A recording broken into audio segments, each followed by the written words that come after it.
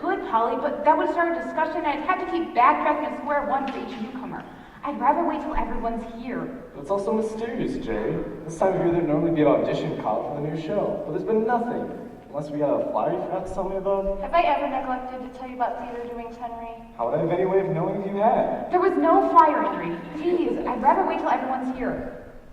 But how many people are coming? And how long do you plan to wait for them? If there are any no-shows, we could be waiting here all night. Just a few more minutes. I said 8 o'clock and it's just barely past that now. As soon as other people get here. Look, I think I hear someone now. Oh, good. You haven't told them yet. Why, Aggie, how could you possibly know that? You're still here. Abby, this is gonna be hard enough without... What is? Alright, yeah, this is worse than this, you're starting to feel ominous. That's nonsense, Henry. Aggie, why don't you sit down and relax? When they attack, I want to be on my feet near the exit. Now really, Jerry, I must insist that you inform us why... Oh, good. She hasn't told you yet. I was afraid I'd miss all the fun. What fun, Louise. What's going on here? I just want to see the expressions on your faces when Jerry drops her bombshell. Jerry, if Aggie and Louise already know what's going on, then that's different, Polly. Aggie and Louise work as individuals during a show. The cast is something else. I want to tell our actors as a group. I think you get what Jerry's getting at. Come on and sit down. And just wait for the others. Can't be anything really dreadful if Aggie and Louise still showed up. I mean, they know whatever it is, and they're still here. I suppose you're right, dear. Of course he is. And as soon as the other... Oh, I think they're here now. Is there anything wrong? Everybody seems so tense. Don't be silly. Everything's fine. Just fine. Holly and Henry are just imagining all kinds of dire things simply because I held up telling them why we're here. Then this isn't a casting call? I figured it being the middle of February, it was time to try out for the spring musical. Well, that is why we're here, in a way. If that's the case, why ever are you being so mysterious about it? To put it gently, there's a kind of glitch. About the musical? Well, not exactly a glitch. That might be putting it too strong. No, there's not. What is it? Oh, we're gonna do Hamilton with an all-white cast. I only wish it were as simple as that. So we are doing Hamilton? We're not doing Hamilton, Smitty. This has nothing to do with Hamilton. Okay, I give up. What is this problem besetting us all unbeknownst? Guess what? Jerry, tell us. I'm starting to get all nervous. Maybe you better tell them, Jerry. We've at least got a quorum. Quorum? Who else is coming? Just 2 more. Bill and Violet. Oh, you don't mean Bill Carew and Violet Embry, do you? Henry, she's not Embry anymore since she married Billy, remember? But I thought they moved away when Bill got transferred. He was transferred back 2 weeks ago. Well, I haven't seen him since... Since we did Phyllis's play, remember? Who could forget? Props that weren't where they should be, telephones that didn't ring when they should have, guns going off without warning. And the rewrites. That was the worst part. Phyllis showing up every day, almost until we opened with new scenes for us to perform. It's no wonder none of us can memorize our lines properly. Still, we did pull it off. The reviews were quite gratifying. That's only because the reviewers thought the show was supposed to be a comedy. Boy, I never want to go through anything like that again. Amen. Oh dear, I was afraid of that. Now wait a minute. Jerry, you surely don't mean I thought we all took a solemn vow that we would never. Never in a million years. Now wait, it's not so bad as all that. Sure, a few things went wrong last time out, but We did practically sell out business, and it's true. a show by Phyllis Montague? And it's a musical. I better go home with the car. Wait, hear me out, please, then make up your minds. Come on, Henry, there can't be anything good on TV tonight. Thank you, all of you. Well, if there's not going to be a lynching, I guess I will sit down. The basic problem, see, is economics. Now wait, that was the spiel you gave us last time we did a Phyllis Montague show. We were getting it royalty free. It's worse than that, Saul, this time. We might lose our theater. Theater? Business this season hasn't been exactly brisk, as you all will know. I think it's partly due to the national concern about spending money in tight times, combined with so many people preferring to stay home for entertainment on TV. Is that what they call it? Anyhow, the point is, we've just been barely making the rent on this place. And the rent just came up for renewal, and the rent has gone up, and frankly, we need to do the show. Bad. If Phyllis wrote it, I'm sure we will do it bad. Cut that out, Saul. You know what Jerry means. But seriously, Jerry, if we are having box office problems, it seems no matter what show You we didn't get. let me finish. If we do Phyllis's play, we get a $10,000 endowment from the theater. I didn't know Phyllis Montague had $10,000. She hasn't. Then where if you'd clam up and let Jerry finish? Sorry, Jer. Go ahead. Thank you. But 1 second. Louise, could you make us some coffee? I'm still shivering from the drive over here. Sure enough, I guess I've seen all the funny facial expressions. I'm going to. Actually, it's kind of warm in here. I think my jacket's what's causing the chill after being outside. I think I took mine off too soon. Why did you? Psychology, I guess. I thought that if I didn't look all bundled up and ready to leave and keep you guys around until I explain matters. Which you still haven't done, by the way. Yes, Jerry, where's this $10,000 coming from? Have you heard of an organization called the Best Boosters? Has anybody? I know what you mean, but the point is, Phyllis has, and they commissioned her to write the show. Hark! A light begins to dawn. We do Phyllis's show or we lose $10,000. And our theater, Saul. Oh boy, talk about a rock in a hard place. Exactly. However, knowing how you all feel from the trauma of the last show of Phyllis's we did, And we all wanted it to be the last show of hers we ever did. I've laid out some rules for Phyllis. First of all, the script she submits will be the only script we use. In other words, no rewrites. Well, that helps quite a bit. Secondly, I made her promise not to constantly interrupt while we're in rehearsal. You mean we might actually get through a scene without her offstage screams? Sounding better all the time. And finally, if we have to change any of her lines or stage visits for practical reasons, she's to bow to our decision and not have to take her show elsewhere. And she agreed to your terms? Amazingly enough, yes. And do you know why? You were sitting on her chest at the time. Saul, will you cut out being a cut-up? How's that again? You know very well what I mean. Jerry, I just had a marvelous idea. Why don't we make a mandate that every time Saul interrupts with one of his dumb jokes, he has to pay a fine? Now, really, Jerry, she's only saying that because she's almost always the butt of my jokes. Stop with the jokes, Saul. It's not Polly's fault she's so sort of goody-goody. Sort of? Henry, if Polly were a murder victim, the chalk outline around her corpse would have a halo. There, Jerry. If we fine her every time he says something like that, we'll get the $10,000 from him by the end of the show. You know, you've got a point there. Come on, Jer. I love Polly. It's just that she lays herself open to teasing so well. What do you say, dear? Hold it, all of you. We still haven't heard everything yet. I want to know why Phyllis agreed to Jerry's terms without Saul's interruptions. Actually, I'd like to know the reason myself. Plain and simple. Phyllis adores you people. She told me she'll always treasure you because you worked so hard to do her first play. Phyllis was the reason it was so hard. Coffee's breaking. Good. No, you please let me finish. Who's stopping you? Everybody, you included. Wow, what side of the bed did you get up on today? Actors? Hey. Sorry. I guess I am being a bit cranky. I just am so keyed up with worry, wondering how y'all take this. Well, we haven't walked out yet, have we? Relax, Jerry. You're among friends. Go on about this endowment thing. And please tell us why, with a zillion playwrights on the planet, this endowment group chose Phyllis to write this show. The Best Boosters is run by a committee. They'd already selected a composer for the show, and he selected Phyllis because He's a nutcake. Saul. Sorry. The playwright's name is Monty Montague. Does that give you a clue? Oh, God. The beginning makes sense. You mean we get to cope with two Montagues, Jerry? What kind of mandates do you have laid on him? I haven't exactly met him yet. Phyllis is bringing him by at 8:30. Oh, let's see. That gives us about 5 minutes to run for our lives. No, stop that, Saul. He must have talent, or the committee wouldn't have selected him. Well, I suppose that's a point in our favor. What is he, some kind of relative? It's my understanding that Monty is Phyllis's nephew.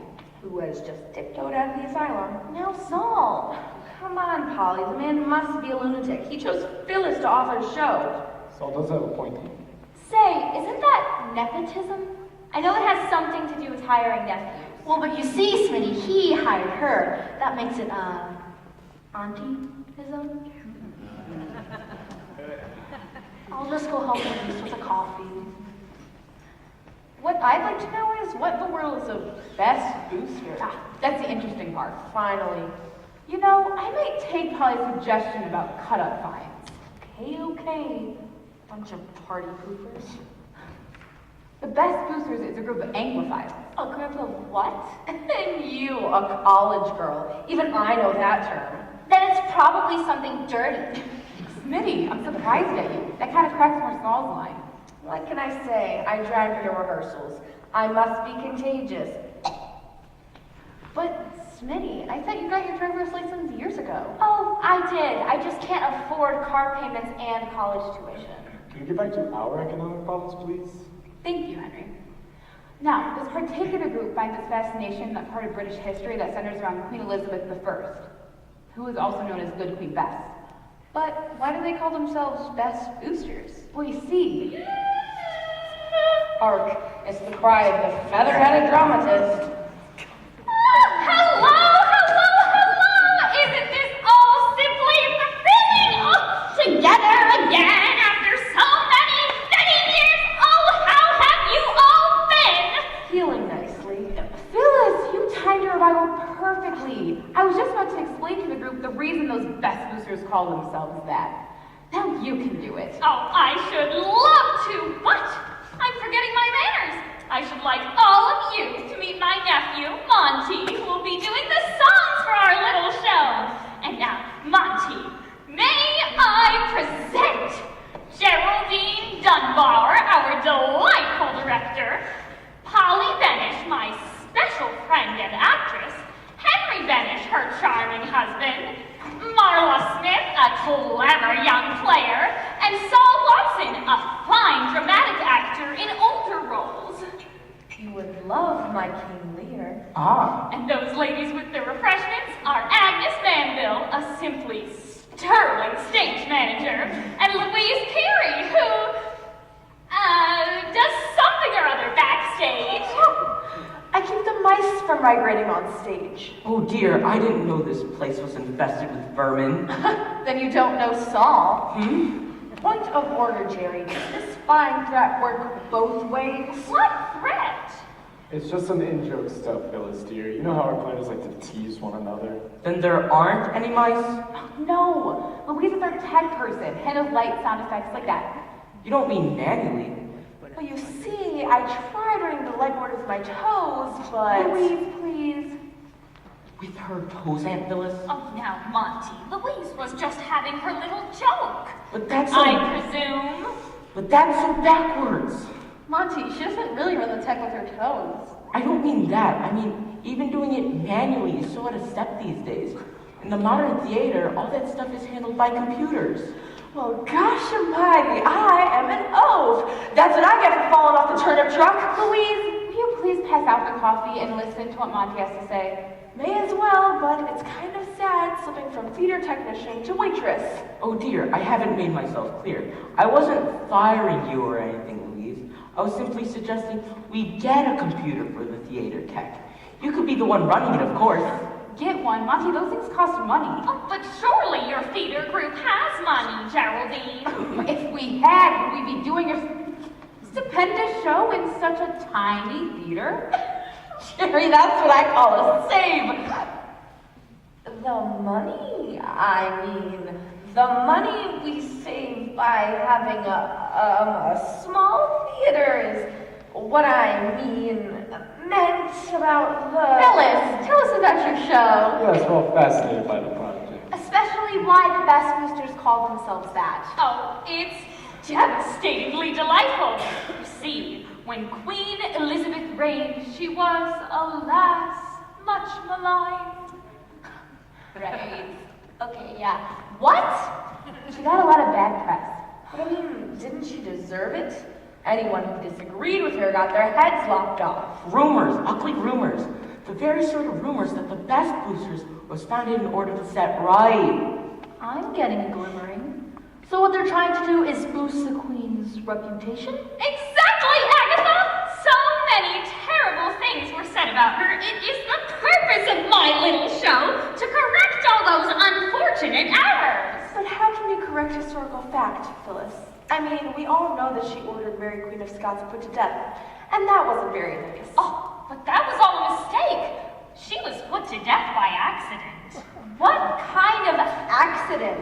Well, you see, Mary was Scottish, and Elizabeth, who happened to admire her clothes very much, happened to say, you know, I'd love to have her killed. Well, the palace executioner overheard, and he misunderstood, and... Phyllis, is this one of the details that comes up in your script? Naturally! The one that you've promised not to alter? Oh, yes. I gave Geraldine my solemn vow that the scripts I am going to pass out to you today will be to be performed precisely as they are now written, and I am not going to change a single solitary word. Even if we beg. Say, Phyllis, where are those scripts anyhow? Oh, I believe I left them in the car. Monty, would you... Of course, Auntie Phyllis. Now, are there any other questions while we're waiting? Yes. Who plays who? Oh, yeah. Well, I thought Polly could play Mary, Queen of Scots. And the key role, that of Elizabeth herself, should be played by someone young, fresh, vital, ravishingly beautiful. Phyllis? I thought the queen was totally bald. Bald? Totally. She didn't even have eyebrows. Thus originating the courtly question, what have you done with your hair? You know. I'll bet you're right. You do? But I thought this was going to be a romantic role! Oh, it's very romantic. Consider, for instance, her passionate love affair with Lord Essex. Poor woman. So sad that he died before the two of them could wed. Phyllis, she had him beheaded. She did? That's the way I remember it. And she was an eyewitness. I read it in a book. A false book! Exactly the kind of book that the best boosters are trying to stamp out. And if I can help them to do so... It's all coming together. We get our grant, and you get... Elected to the Best Booster Society. It's very exclusive, you know. That's why I was so thrilled when Monty told me. But we're wasting precious time. Wait until you see what I've done. Monty? Of course, immediately. But just exactly how does this thing work, Phyllis? We do the show and send them a note saying we've done it, Oh, or... they're much more careful than that, Saul. Otherwise, anybody could claim to have boosted good Queen Bess. No, we'll have to have proof, of course. What proof? Theater programs? Newspaper write-ups? Reviews? Notarized affidavits? What? ID? Maybe a copy of the script? But they've already seen the script, Agatha. And given their enthusiastic approval. Besides, So what's left? Well, they'll want to see the show, of course. One tiny question. Do we get that $10,000 before they've seen the show, or after? oh, before, of course. What the money's for, in effect, is payment to you for putting it on. If you agree to do it, once you've read the script, you'll be wired to your theater immediately. What need to read it? If the show is by Phyllis Montague. Then it has to be worth our interest. But then again, there never was a playwright quite like you, Phyllis My Montague. Saul, I'm profoundly grateful. Not as grateful as the Dramatists Guild. So you'll do the play, sight unseen? It'd help if they read it before doing it. It makes rehearsing so much easier. Oh, and Agatha, Louise, you two will be delighted to know that the setting of the show should be absolutely effortless to construct. Just one setting for a musical? Say, that is a break. What is the set, Phyllis? It's just one room, Marla. Building the set should be utter simplicity. Now that's more like it. What kind of room did you have in mind? The throne room at Buckingham Palace. Look on the bright side. You'll only need one chair. But, Phyllis, do you think a musical is the proper format for this sort of saga? Well, why not? Elizabeth's father was a songwriter. Henry VIII? What did he write? Greensleeves, among others. I didn't know that. Yo, Phyllis, what is a Scot? Well, that's a sort of medieval minstrel, Henry. Hey, here's a weird one. Anybody know what an estoc is? That's a sort of hand weapon from the Middle Ages. Something like a sword. Here's another stumper. What in the world is a baldric? Let me see. Oh, that's a kind of belt they used to wear when knights were bold in order to have some place to carry their weapons. Phyllis, are you sure we should be using words the audience isn't likely to be familiar with?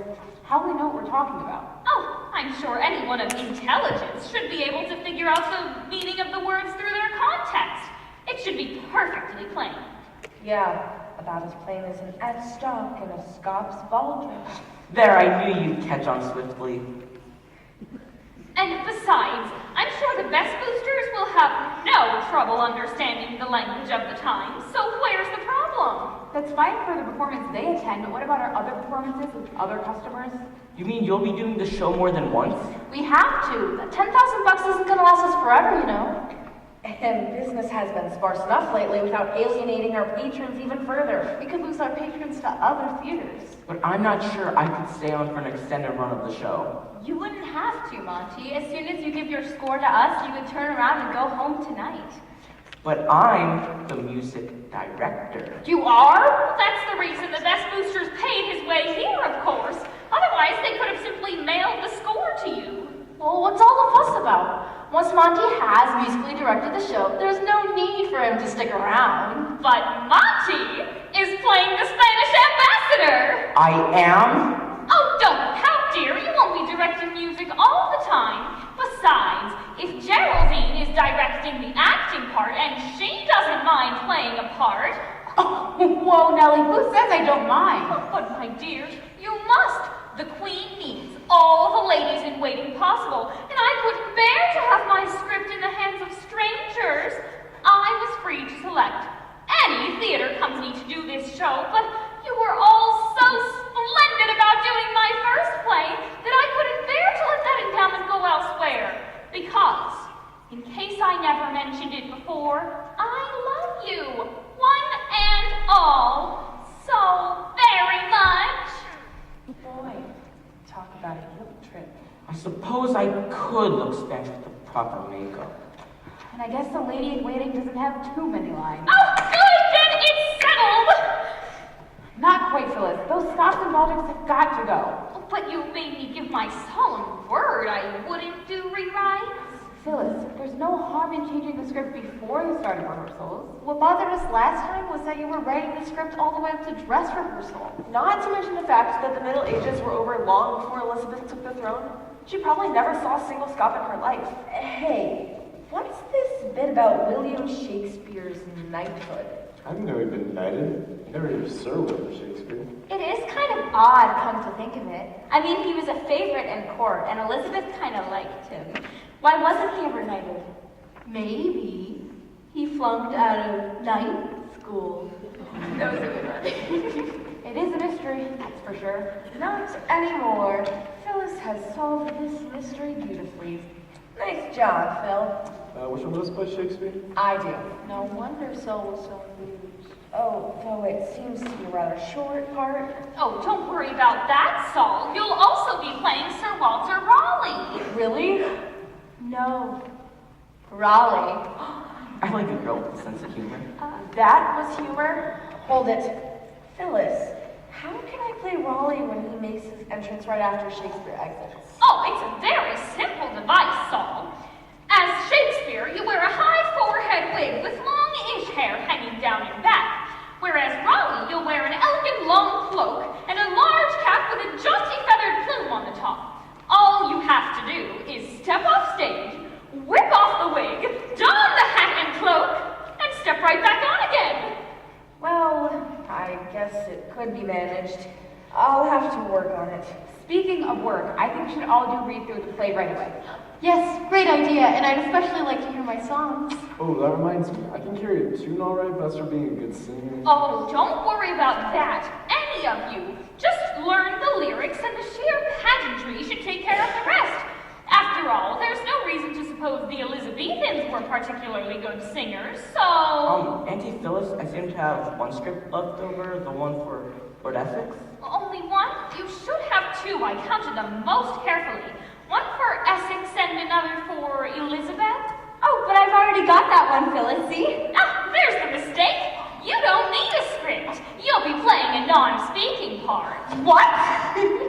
But you said the Queen had to be played by somebody young, fresh, vital. Who else could play the part? Why, Violet, of course. She was so so devastating as Lady Diana in my first play, one could have sworn she was of royal blood. But that was a part! I could have looked royal if you hadn't had me playing the maid! Just what part do I play in this show? Oh, a very elegant part, Marla. You will be one of the Queen's ladies-in-waiting. That's Elizabethan for maid. Oh, my decision is final, Marla. There is no way you could possibly play a queen. Oh, where is this Violet you told me about? She and Bill are on their way. Bill said he had to work late, but he said that he'd be here before 9. It's almost that now. Hello? Anybody there? Ah, they've arrived, and that's another thing, Marla. Since Billy and Violet have wed in real life, I've naturally assigned him the role of Lord Essex. That's this last script I've got. But I'm sure if you just let me try for the part that I could convince you. I'm sorry, but no, Marla. Violet is the only one I would entrust with the role of the renowned Virgin Queen of England. Hi, everybody. Mine! Do you know what Angelica said when we saw your first letter arrive? She said, be careful with that one, love. He will do what it takes to survive. Now, Marla, pay close attention. This is the lovely little scene where Lord Essex, trying to patch up their differences and to allay Elizabeth's anger, gives her a little pot. I'll bet that mellows her out. I am talking about the pot in which he has planted this lovely little gillyflower. Hey, that reminds me. Phyllis, what is a gillyflower? And more importantly, where can I get one? Wouldn't any flower do? Not a Rafflesia. Why not? The blossom's 3 feet across and the petals are 1 inch thick. A rose would be nice. I think roses are romantic. Oh, no, we mustn't chance that. The British used to fight battles over roses. The Lancasters versus the Yorks. One red, one white, and I don't know which faction Elizabeth favored. Phyllis, it'd hardly raise a ruckus. And it's nowhere near as putting Elizabeth in the wrong throne room. I mean, you had her in Buckingham Palace a century before it was built. Hardly a big deal, Saul. We just changed the program to read Windsor Castle and we're home free. I trust, Agatha, that you and Louise have made the necessary readjustments in the plans for the stage setting. Yeah, sure, Phyllis. Sure. But before I get to that, I've got to use the bathroom. You're gonna have to wait your turn. Is Violet in there again? Well, she's been eating for 2 and drinking for 2, so it stands to reason she's probably... Probably what? Never mind. Phyllis, can't Smitty and I just get on with the scene already? But knowing the context of what you're doing is so important. Phyllis, are you coaching again? I thought we agreed Violet would do that. Oh, but Violet's in the ladies' room. Again? Oh, we should build a couple more. We could have men's, women's, and Violet's. So, I suppose when you're Mary Banter, you've learned all your lines? Not yet. But I'll get them. I'll get them. See that you do. Don't you think, while time is of the essence, that I might continue at least until Violet gets back? I guess it can't do any harm. Oh, good. Now, Marla, where were we? Talking about that flower thing. But I have a question. Yes, dear. If Elizabeth wasn't a Lancaster or a York, then what was she? A two-door. Like a sedan? You're thinking of the hatchback of Notre Dame. Say, Phyllis, I have a question. Isn't a potted plant as a gift for a queen kinda chintzy? Oh, well, you see, William, at this particular period in history, Elizabeth was probably the wealthiest woman in the entire world. She had gold, silver, jewelry, costly gowns. So what Essex wanted to do was give her something he was sure she didn't have, like a simple flower. Or a bottle of hair restorer. Sorry. How's Louise doing on the computer? Monty's showing it to her. It's pretty tricky. Darn nice of him to get us that loaner for the run of the show. Yeah, but I hope it doesn't spoil us when we have to go back to manual tech. I doubt it. I don't completely trust computers. Who does? They're fast, but they're stupid. Might I continue while you're chatting, or is Violet ready to take over as coach? I don't know. I mean, I can help people with their lines all right, but all this historical background is complete mystery. Same here. Oh, but Marla, don't you know anything about those glorious days when England first became the mistress of the seas? I suppose I would if I majored in history, but I wanted to major in math. Go figure. Sorry, a guy's gotta take a break once in a while. Look, can we cuddle the discussion and rehearse, please? I have to get up for work in the morning. That never used to bother you when you were in school, Bill. You could rehearse until all hours. Well, I didn't get paid for going to school, Smitty, and I've got a wife to support and a baby on the way, and if I try napping in the office like I used to do in class... Bill's right. Let's get this scene done. Let's take it from the top. But knowing the subtext of what you're doing is so important. Phyllis, please, not when we're trying to get the scene on, okay? All right, I'll just go see if I can assist Monty and Louise. Oh, heaven help them. You can say that again, but don't. Okay, take it from your line. For my entrance, or the... Entrance. Okay. Where's the door? Let me think. Eddie showed me a sketch of the set. I think it's roughly upstage right. Okay. I don't suppose either of you can do this off book. Didn't think so. Okay, go. Gracious Majesty. Hold it. Already? Bill, this is the land's reigning monarch. It's customary, if you valued your life in those days, to get down in front of the throne and drop to one knee. But won't that put my back to the audience? Maybe more than that when you genuflect in tights. Sorry. Bill, you can turn your profile to the audience after you make your obeisance. His what? Sorry, that was a Phyllis word. I've got to stop listening to that woman. I mean after you genuflect. But won't that look awkward from an actor's point of view? You? So, I can't study lines with all this gabbing going on, can I? Look, maybe if we raked the throne a bit, sort of angled to face upstage right, then I could genuflect and still be seen. Sounds okay to me, Jer. Me too. About time you spoke up, I was beginning to think you were in a coma. The baby was kicking. We can't break the throne for two very good reasons. First, Aggie and Louise are already building the throne room, and if we move the throne, we'll have to redesign the walls. Oh. What's the other reason? Acoustics. We have to have the piano on stage if we want the audience to hear it, and the dais for the throne's the only thing big enough to hide it. If we rake it, the audience will see Aggie, sheet music and all. Wait a minute. If Aggie's down here with us playing the piano, who are we using as prompter? That's all been worked out, so. She's gonna have her script with her too, right on the music rack. Matter of fact, she says prompting from the middle of the stage is a damn sight easier than trying to whisper cues and lines from the wings. Excuse me? What? Can we please get this stupid rehearsal going? Yeah, take from entrance. But are you sure you have all the nuances straight? Can't we run it crooked nuances and all, Phyllis? It's only a rehearsal. Bill's right. Let's do the scene first, then do the polishing. But I just wanted to make sure they were in the proper mood, with Lord Essex staunchly concealing his rage. Boy, am I in a proper mood, Phyllis. And with Elizabeth numbly facing the prospect of a long and lonely reign. How long did Elizabeth reign? 40 days and 40 nights! Oh, darling, please don't lose your temper. The baby will hear. It's okay, dearest. Daddy didn't mean it. He was just play acting. Around here? Fat chance! All right, let's get this scene moving. Places begin.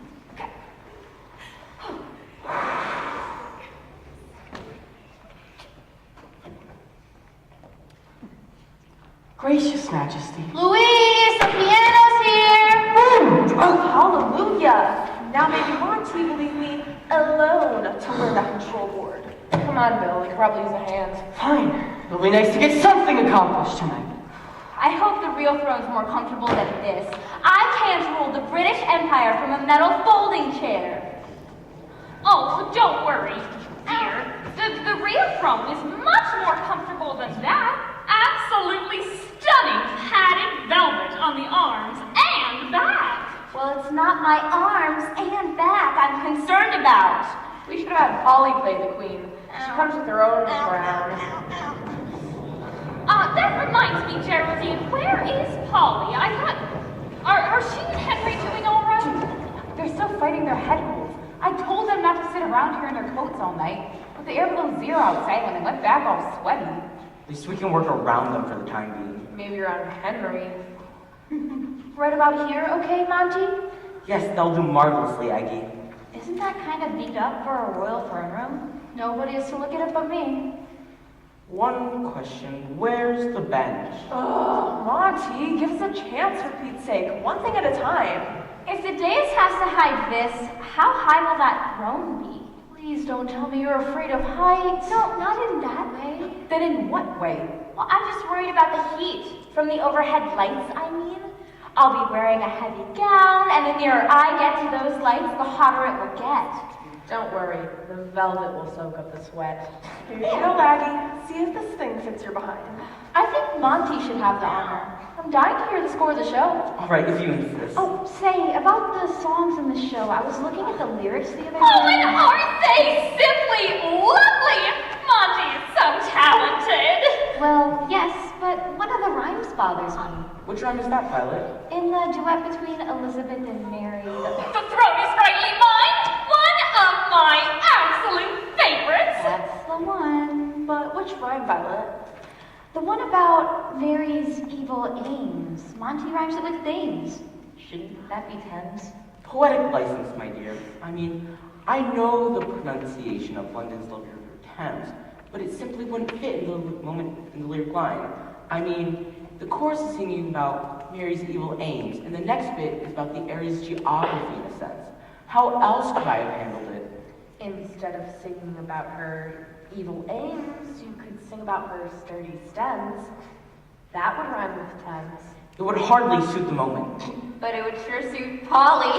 Smitty, that's not like you. I told you I was contagious. Can Nice we, one, Smith. can we stop all this mindless palaver and listen to Monty's lovely score? Yes, please. There's still time for me to get some sleep before morning. If you insist, here's this very number of... But first, let me set the scene. Mary and Elizabeth are having their vital confrontation, alone on stage except for the chorus. Phyllis! We know where it occurs, okay? Let's get on with this. Bill, the baby, it can hear you, remember? So it knows Daddy's not a whip. What's the problem? Should I play? Yes, you should! Play, damn it. Play. Here we go. That's so Susanna. Well, of course it is. All the music in this show is by Stephen Foster. Banjo music and merry old England. Music is what kept Old England merry, and a banjo sounds very much like a lute. But we're using a piano. Only because I don't know how to score for banjo. Or for lute. Oh, thank you, God. But if all the melodies are by Stephen Foster, Isn't that plagiarism? We prefer to think of it as a tribute. On your way to jail? The melodies are all in public domain. I checked.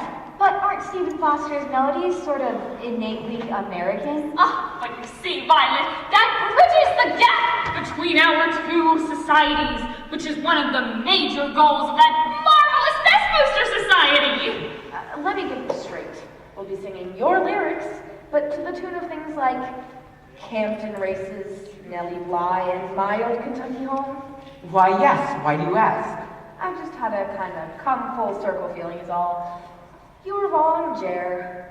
We should have done Hamilton after all.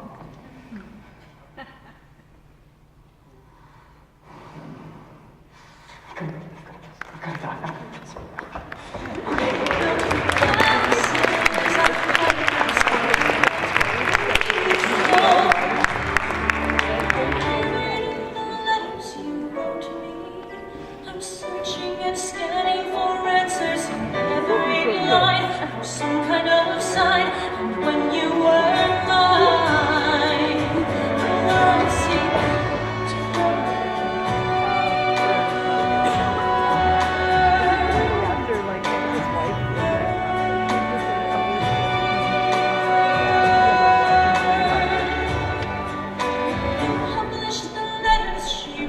you. You told the whole world how you brought this girl into our bed, clearing. The good queen that's hungered for true love, she'd give up alone before she'd share her throne. Still Essex had her grown to melt her heart of stone, but he keeled over on the throne room floor. Now she must rule alone. Simply marvelous, don't you agree, Monty? I think we should run the number again. Monty, we've done it at least a dozen times already. This number is the show's finale. Of all the numbers in the show, this one should be utter perfection. I still don't understand why I should be singing. I mean, the song's about me. It's a small group. We need all the voices we can get. But mine's getting so hoarse I can hardly talk. I'm in almost every number. She's right, Monty. Do you want an Elizabeth with a rasp? It'll be better when Polly sings along. She's got a big voice and she never sings flat. Oh, where is Polly? I thought she promised Geraldine that She's she... here. She and Harry were just going out of the house when I called. Matter of fact, I'm a little worried about Polly. Smitty's cold is affecting her voice, but Polly's is starting to affect her ears. I had to shout to make her understand who was calling. Oh dear, is Henry any better? Probably not. But whatever Polly gets, he gets. That's what comes of being married for so long. It's really kind of charming. So how come you didn't get her attitude? Oh, he did. But by the time she's done being perfect, there's nothing left for him. You two should be ashamed. Polly's really not that... goody. Okay. Listen, the last train trip they took, she told Henry the porter was trying to avoid her when all the guy actually said was he was trying to give her a wide berth. You're making that up. Maybe a little bit. When she gets here, I'll blow her a kiss. Do you mean that? Well, sure. So, How are they coming with that thrum contraction? Almost done, I think. Maybe we should give them a hand. Oh, Marla, that reminds me. There's something I would like to discuss with you about your makeup as Queen Elizabeth. Buddy here? Good, I was beginning to worry. How are you feeling? We're still a bit stuffy, but it'll go away once in a while. I sure hope so. Or this throne room looks more like an outpatient clinic. You have to rehearse in your major senior thing? Oh yeah, quite definitely. Sick or not, Henry and I have been over it, I don't know how many times. We're even off the book. Well, good for you. I wish certain other castmates had your dedication. I'm working on it. Well now, shall we begin? Yeah, let me just find the page. Ah, here it is. Sir Renfrew has just arrived from the Scottish court to defend Mary at her trial. Ready? Yeah, should we go? Yeah. Okay then, here goes. I came as soon as I could. I can't tell you how delighted I am. I'm a bit late because my horse threw a shoe and flung me into a ditch. You're lucky you weren't killed. I hope my tardiness has not made you angry with me. With you, never. Have you slept well? On a pile of straw in the dungeon. I am shocked. At least I hope you're being well fed. Pause for laughter. Saul Watson. Okay. But I do think Phyllis was pushing it a little bit with that line. No offense, Polly, but you do not look overfed.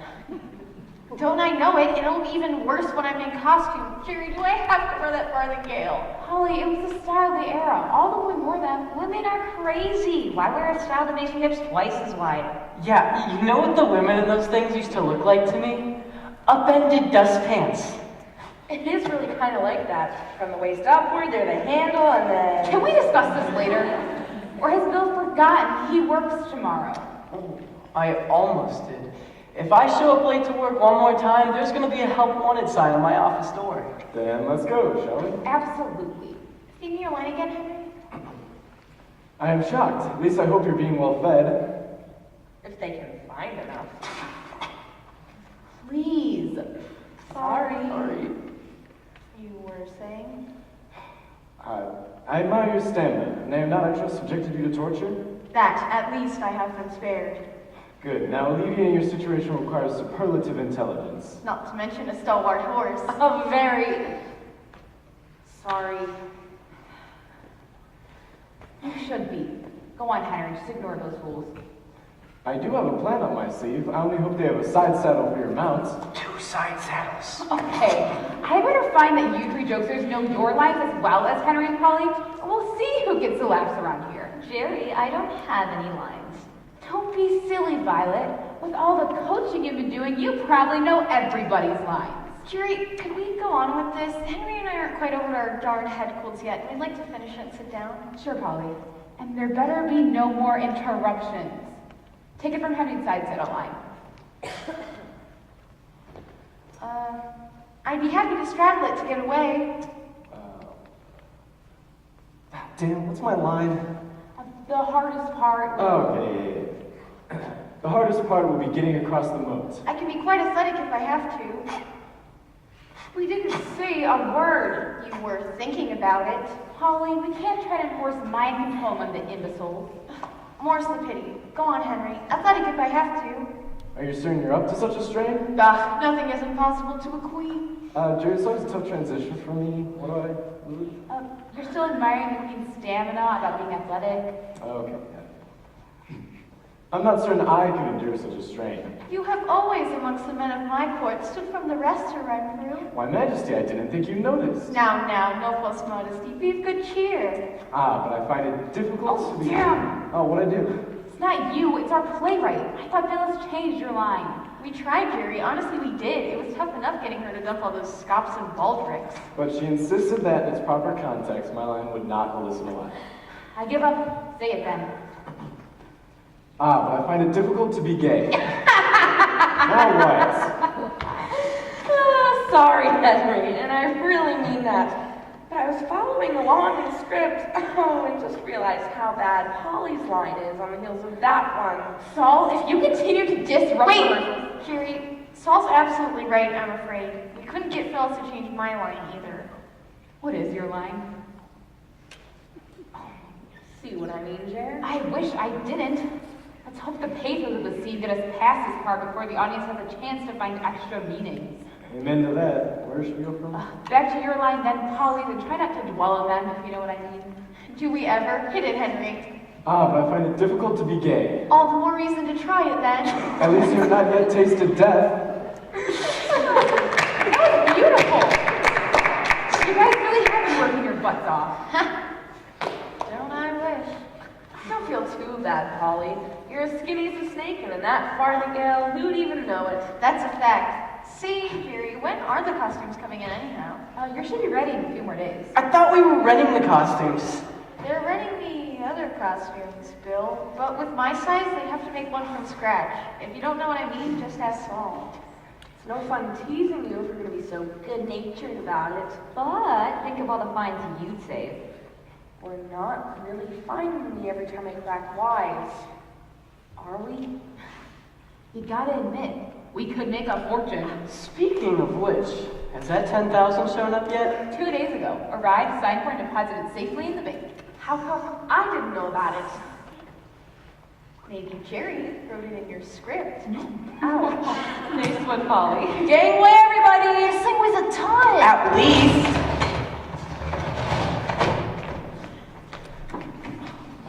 Oh, what's this monster made of, anyhow? I guess a solid brick.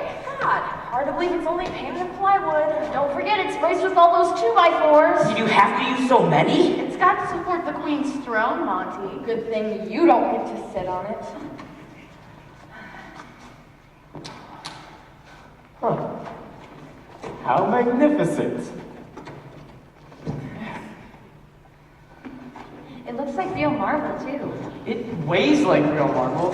Are my arms any longer? Sure feel like it. And look on the bright side, Bill. Now, you'll be able to embrace Violet. Too bad Henry didn't help out. Oh, ha ha, very funny. Oh dear, I just realized it's blocking the soundboard of the piano. Monty, it has to. The dais is a main support behind the platform. But will we be able to hear anything? What do you think? I might be crazy, but I think it sounds even better. Perhaps the dais is acting as an extension of the soundboard. Hey, I'll bet Polly's right. But can it still vibrate once the throne's on top of it? Not to mention Smitty. I sure hope so. Otherwise, we may have to drill holes all over this thing to let the sound out. How can we possibly justify a throne room dais full of holes? You could always call it Swiss marble. No, Phyllis, it is out of the question. But Marla, if you are to play Elizabeth looking absolutely authentic... Authentic be damned, Phyllis Montague. I am not shaving off my eyebrows. But she didn't have eyebrows! Phyllis, she was the wealthiest woman in the world. She could afford falsies. Well, can you fight about makeup later? Yeah, we gotta rehearse these lines. What about rehearsing the song? Not to mention building the set. And painting it, and I've still got to design the program. So what's stopping you? Phyllis hasn't been able to think of a title yet. And I can't send it to the printer with no name on it. We could hardly call it Guess What. We might have to if Phyllis keeps stalling. But there is a title for the show, finally! Could have told me. But it only came to me last night. You see, as you all know, I've been pondering and thinking and considering for ever so long. But I've finally come up with the absolutely most darling name for the show. Tell us the name. Wow. Since the main thrust of the plot is that Elizabeth, while extremely flirtatious by nature, is basically afraid of making a We know all that, Phyllis. What are you calling the show? Chicken Coquette! Say, here's a novel idea. What? You do the show without a program.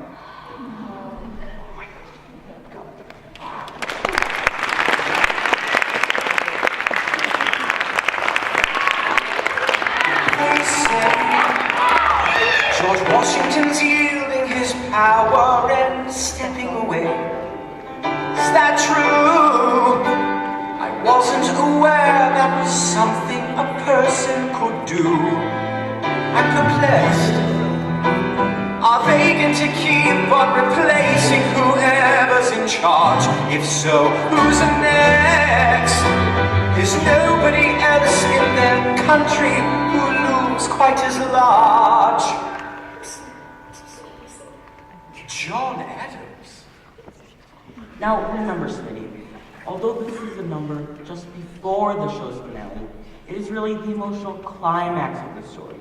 So you really have to sell it, put out all the stops, give it everything you've got. I'll do my best, Monty. Do you think she should try singing with the throat of hers? Oh, it's a nuisance, I know, but she'll be fine if she simply sings above it. Don't the coaches always say that when the song is getting hoarse? What exactly does it mean? I haven't the faintest idea. But, Smitty, will you at least try it? I'm game if you are. Where is my prop? Coming right up, Your Majesty.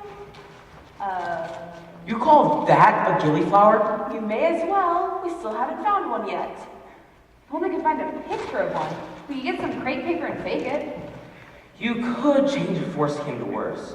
I never mention it by name in my lyrics. I sure wish Phyllis had your resiliency. Do you know she found a picture of the Windsor Castle throne room and expects us to duplicate it? At the rate we're progressing, she'll be lucky to get any walls at all. Aggie, what'd you do with my tape measure? I'll find it. All right, ready? Places. I'm already in place, but Monty isn't. Me? Oh, you mean at the piano. I'm not used to actually playing at a rehearsal. I keep expecting Aggie to do it. I will as soon as we finish building the damn palace.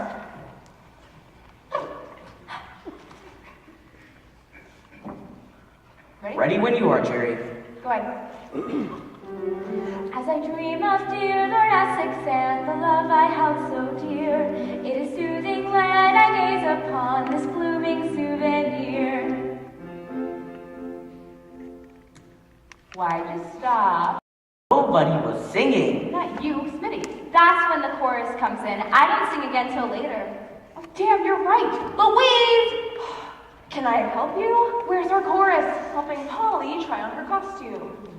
She can't do it alone, I guess. Then how can we rehearse this song? Are you sure this song needs a chorus, Monty? I mean, Oh Susanna isn't exactly what I call a tearjerker. What do you suggest? I've already used a beautiful dreamer and Jeannie with the light brown hair. Not to mention my old Kentucky home and old Black Joe. I don't think Foster wrote any other wistful tunes. Oh, maybe could take it at a slower tempo, or... The best producers have already approved of this tempo. I can't change it now. Ladies and gentlemen of the royal court, I present to you your queen.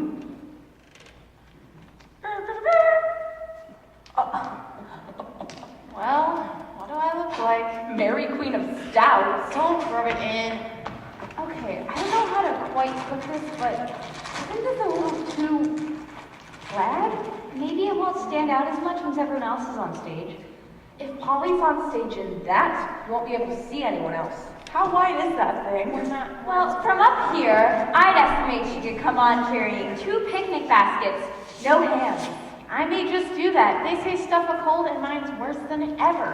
Holly, if you keep stuffing yourself, it's going to take all of us to get you into costume. I took that under consideration when I made it, Jer. It's all Velcro up the back to leave room for expansion, just in case. Since we're all here, why don't we rehearse the chorus to Smitty's song? Let me get out of this thing first. I can't possibly sing in a tight bonnet. Then how will you sing in the show? She can't hear you, Monty. The cold's blocking her ears. Oh, great. I'm glad you can still hear anyhow. As long as I can see her lips, I'm just fine. I mean, you're going deaf too? How are either of them going to hear the music cues? You could always hide a pair of prompters in Polly's farthingale. Jerry, can I please come down from up here? These lights are like a sauna. Stay there. It might help your cold. This is becoming disastrous. I've got to tell Aunt Phyllis. Where is she anyhow? Out searching for gillyflowers. In an early spring blizzard? Jerry, she's not out romping through the meadows. Just the florist shops. Good old Phyllis. If I know her, she won't come back until she finds some. If she isn't any luckier than I was, we may never see her again. See, Jerry, there's a bright side to everything.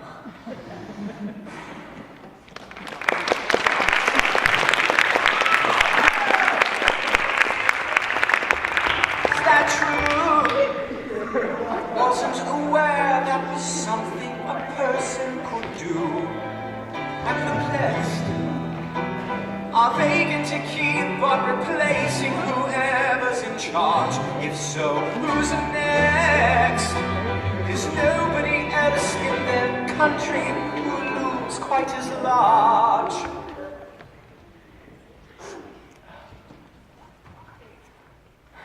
Why does no one show up on time? I don't know, Bill. What took you so long? I've been here for hours. Me too. Okay, let's get this thing done. Can we go? Yes, go for your entrance.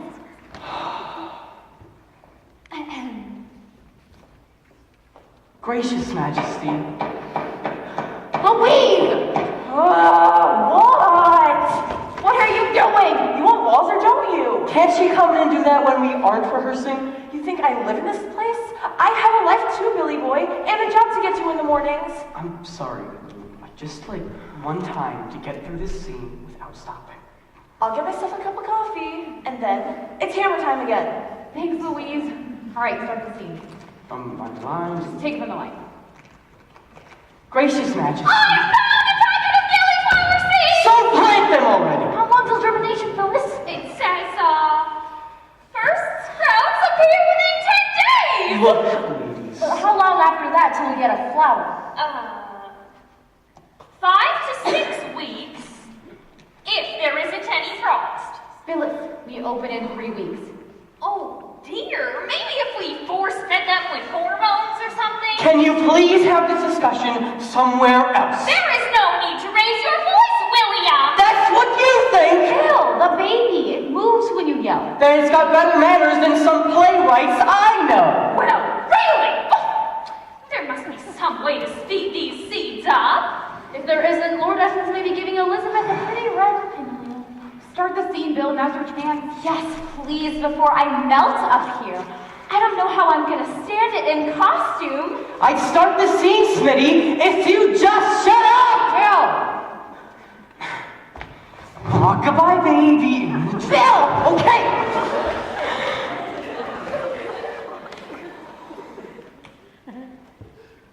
Gracious Majesty.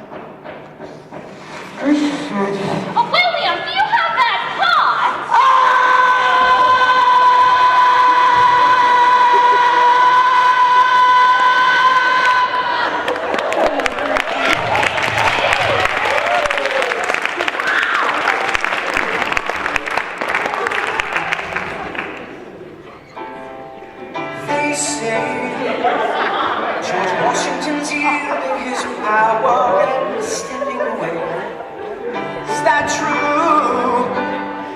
wasn't aware that was something a person could do.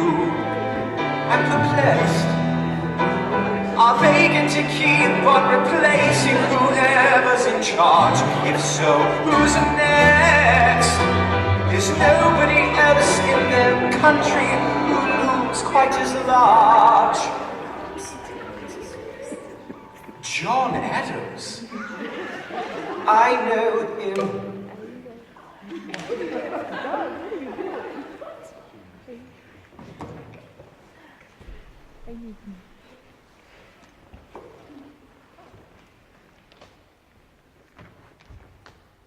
Aggie! Where's the set? We have a rehearsal tonight. How can we rehearse without a set? It's ready, Jerry. Calm down. Then why isn't it up? People will be here any minute. You and Louise promised. I know we did, but we didn't reckon on this crummy weather. Snowy February, a sleety March, and now a drizzly April. What's the weather got to do with The it? paint's not dry. Everything's painted, even Smitty's throne, but we can't have people using those things in rented costumes. Damn it all! How can we open in 2 nights if we don't have a set to work on? It's not as bad as you think, Jer. Okay, there aren't any doors to open and close, just archways for entrances and exits. If they know they're blocking, it should be a breeze. Meanwhile, we got a space heater backstage hurrying the paint along. We'll be able to set things up later tonight, I'm sure. I wish I shared your confidence. Smitty's going to be furious if she has to work on that metal folding chair another night, and I don't blame her. Am I early? Where's the set? Drying. Oh, damn! Somebody's gonna flip if she We've has- already been over that, Saul. Your throne's just kind of tacky is all. How do you mean that? Both ways. The paint's not dry, and it looks pretty awful besides. Even with the gold paint? Even. We tried to make it look like real gold, but it still looks like wood with bad gold paint job. But the seat's nicely padded. That should help Smitty's morale. Oh God, I hope so. She tells me her morale has bruises from that other chair. Where is she? Don't ask me. I haven't driven her in weeks. Then how's she been getting here? Monty's been driving her.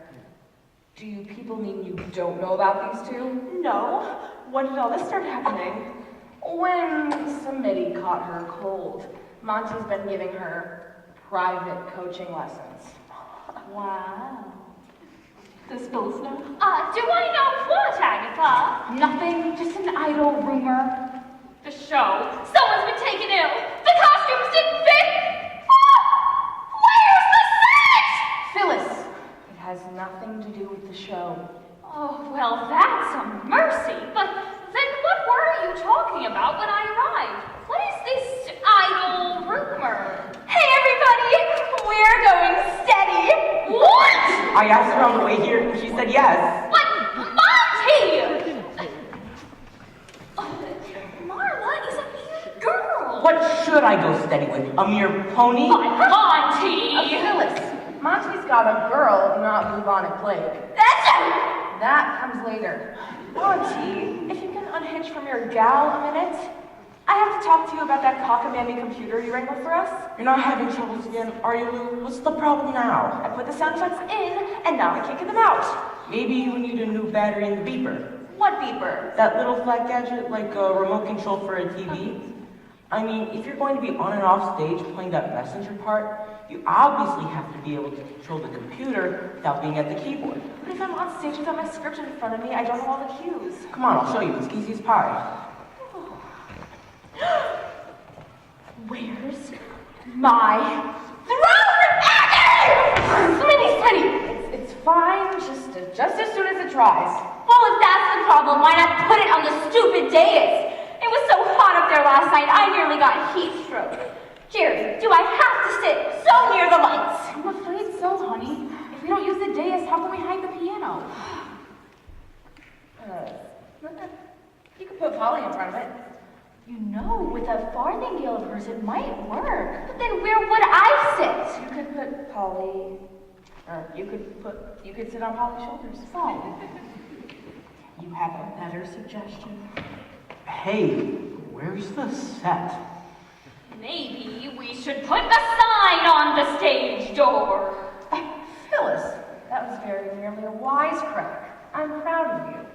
It's what she gets for hanging out with theater people.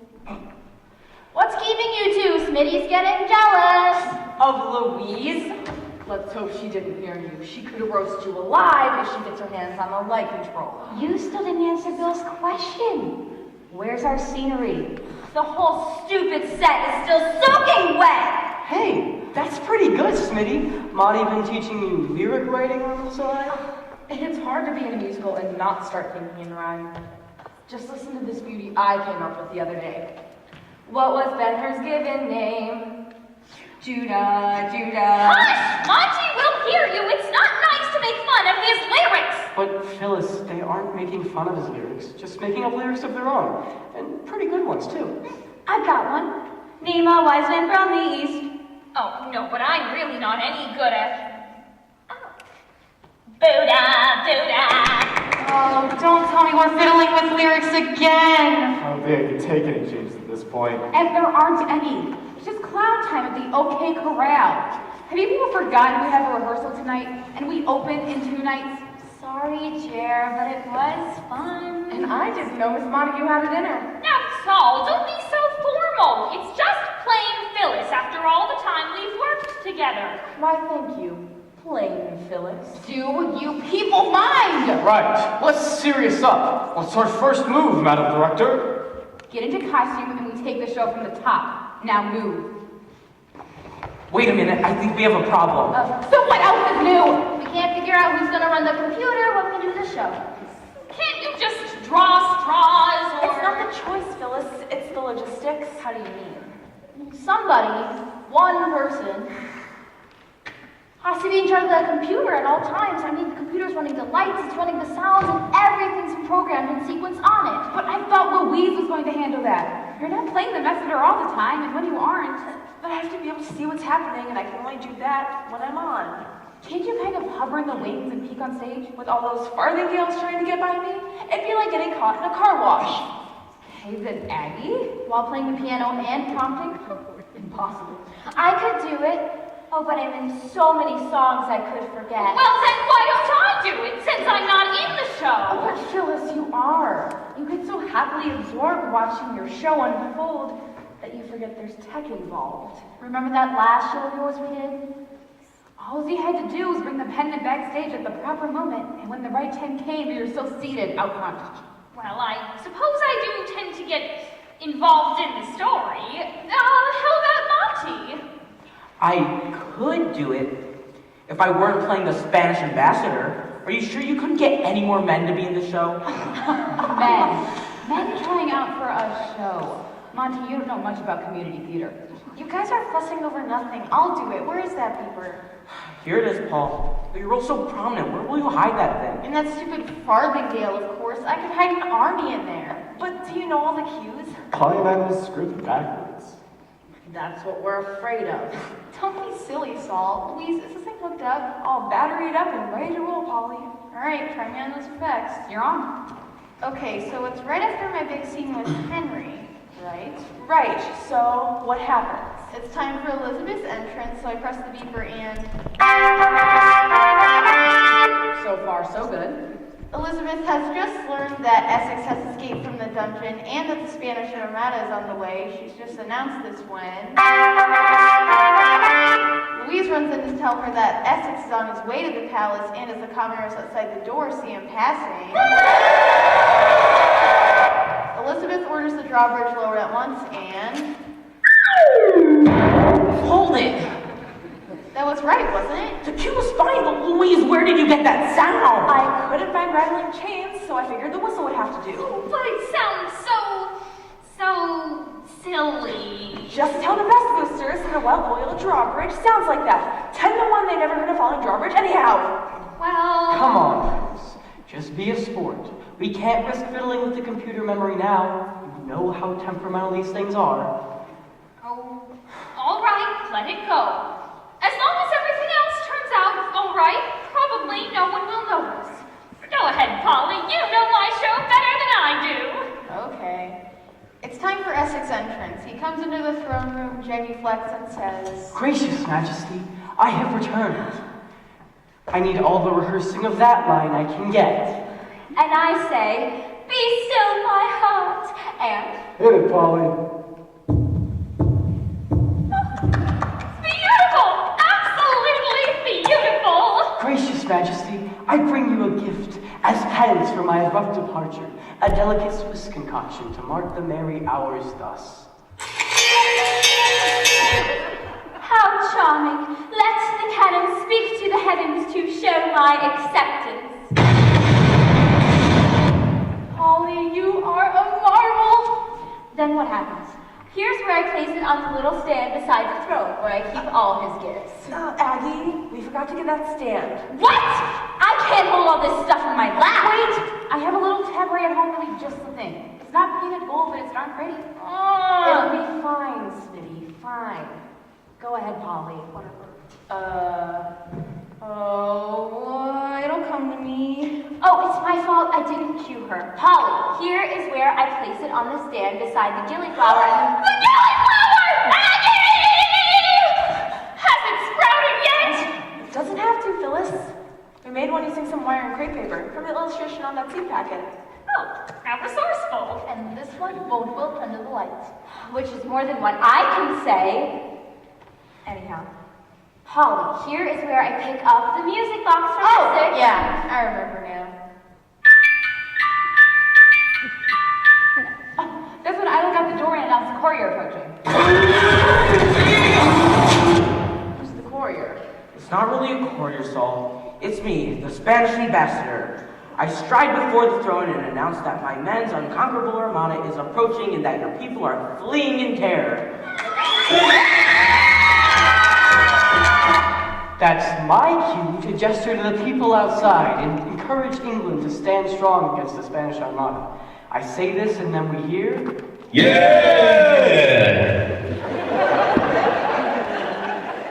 But I'm dubious, and I say, how so, Lord Essex? And I say, the sea shall destroy them. And we...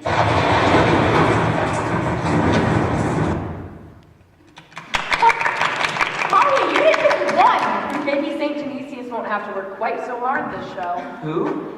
The patron saint of actors. We pray to him before every opening. Is there a patron saint for musicals? Ah, Saint Cecilia. Well, she's more for instrumentalists. I get to pray to her. Enough. We can work out heavenly assistance later. Right now we actually have to work. Oh, just one thing before you start. Monty, you never told me how many tickets to set aside for the Best Boosters opening night. I saved about a dozen just in case, but I'd like to sell the ones we don't have to reserve. But they're scattered all over the country, Violet. They were never coming here in person. Then how are they supposed to see the show? I'm set up a scheduled live stream to be hooked up in the back of the auditorium to the computer. They can see the show live from the comfort of their own living rooms. Monty, that's genius. And it means I can sell all the tickets for opening night. Which we won't have if we don't start rehearsing soon. Yes, and no performance, no $10,000. They'll want the money back. We'll make it, Phyllis. We always do. Somehow. And we've got 2 nights to give it all we got. 2 nights? Tonight and tomorrow night. You don't open tomorrow night? I was certain it was tomorrow night. Monty, what have you done? Set the live stream for tomorrow. Well, onset it quick! I can't. It's tomorrow night or not at all. You mean the Best Boosters are going to see our dress rehearsal? Oh, Harry, maybe we'd better say an additional prayer to St. Elmo. The patron saint of sailors? Why? Because I've got this sinking feeling. What'll we do? We haven't even practiced on the set. We're working with all the props. Or practice moving in those costumes? We're opening a day early. $10,000 running on our success. Everyone, just relax. I'm sure it will be fine, so long as we don't have to hold things for corrections. The Best Boosters are expecting a performance for their endowment. No stopping in one of our dress rehearsals? How are we gonna do it? Same way we always do it. And how exactly is that, Louise? St. Genesius, help! Oh my God.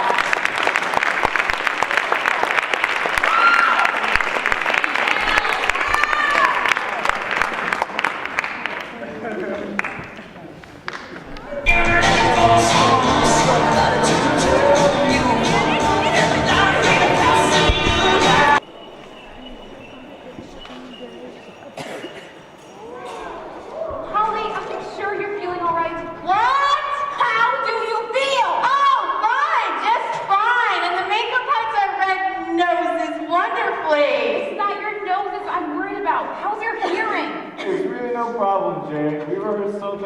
Sarah lines without hearing one another. Besides, in our big scene, we just alternate lines. Henry stops, I start, you know. Where is the gillyflower? Who took my sheet music? Oh, wait, you forgot the paper. What? Has anybody seen my mustache? What? This stupid crown won't stay on my stupid head! Here, let me help, dear! No, Phyllis, let me do that. You've got to get out there and make your speech. Oh, but where do I put my nose? Note, how long is it? That live stream time is limited. But surely I should say something before we begin.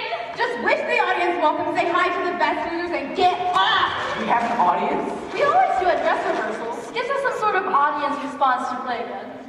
Good, the best boosters will be impressed when they hear applauding. Applauding?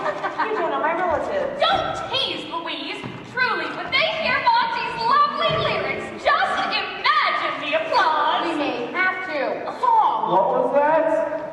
Can you hear anything? I assure you, Jerry, our hearing will be quite adequate to the task. Isn't that right, Polly?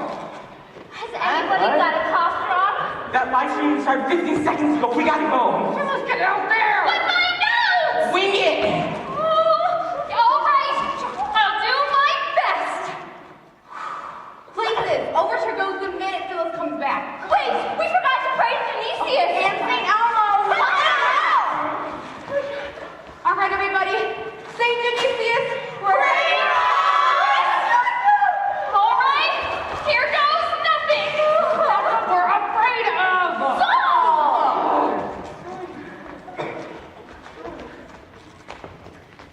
Good evening, ladies and gentlemen, and welcome to the world premiere of a simply marvelous saga of the life and times of Queen Elizabeth I. Well, of course, she didn't call herself the first because she had no way of knowing there would someday be but that is neither here nor there, as they say. So I would like you all to, I forgot to welcome the Best Boosters. Hi there, Best Boosters. You see, we have this internet hookup to this world-famous group. But not for very long yet, Phyllis. That was my nephew Monty, a most talented young man who has written all of the simply stirring lyrics to the show you are about to see. Sometime this year! I guess I've taken up enough of your time. Very well then, it is time for the world premiere of Chicken Coquette. Let the revels begin. At least she didn't say, gentlemen, start your engine. Would you start this stupid overture? That would be my description of it.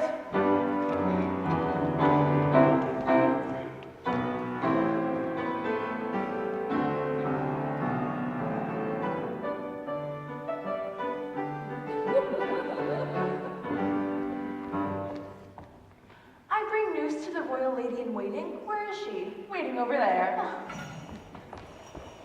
Hail, lady in waiting. Gazooks, it is the royal messenger. What tidings bring you? It grieves me to announce the king is dead. Alas, say 'tis not so. Alas, 'tis. Abbot Waller not in mockish grief, for his daughter Elizabeth has just been crowned queen. Her mother Anne Boleyn would be so proud. Then this is no time for gloom, 'tis time for festivity. Verily, yea. Defunct defender of the faith has drawn his final breath. So goodbye, Henry, Elizabeth. Each voice shall coo, each lute shall stroke, Elizabeth's success. My full name's true, come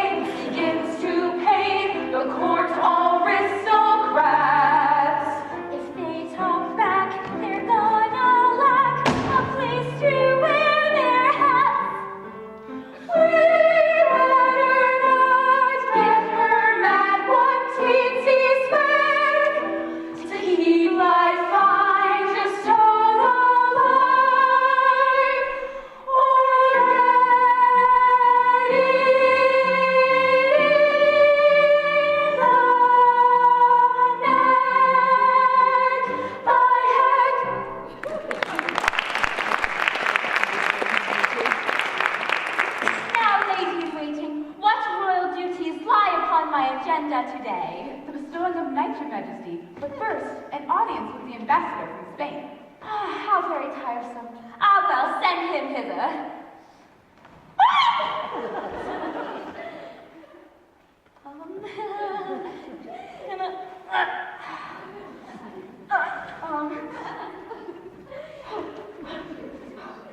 There.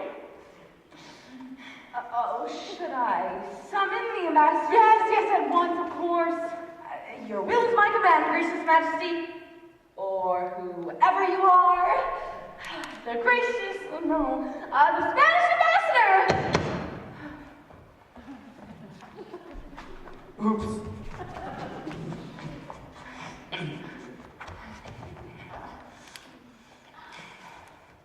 Gracious Majesty, I come upon a matter most, The queen always sits like that, Diego. Saddle sores. gratefully sorry, Majesty. You're sorry? So what is this matter most urgent? Yes. It seems that your queen has brought Mary, Queen of Scots here. But be warned, she's a particular friend of King Philip of Spain. Should any harm come to her, you shall be wary of the consequences. What nonsense you talk, Don Diego. Mary is my cherished cousin. Why should I not seek out her companionship for mere happy hobnobbing? You brought her here in chains and threatened her with execution. A silly misunderstanding. I perchance to admire her accoutrements, and, whilst in the presence of my royal executioner, did vouchsafe the opinion that I would love to have her killed. The man misunderstood. I scarce was heir to forestall him before he carried out what he deemed to be my royal command. But you still haven't explained the chains, Majesty. Nor do I intend to do so. I tire of this persiflage. Begone hence, I have myriad matters of more import to pursue. Very well, but be warned. Should any harm come to King Philip's friend, we shall return. Ah, what an annoyance. Now I must forbear doing away with Mary until I know better what international peril such an act might provoke. Ah well, where are the candidates for knighthood? Oops. Coming shortly, Majesty. Mayhap they forgot to change for the ceremony. Mayhap you're right. Eileen, how long do you think it'll take him? Not very, Announcing the first candidate for knighthood, William Shakespeare.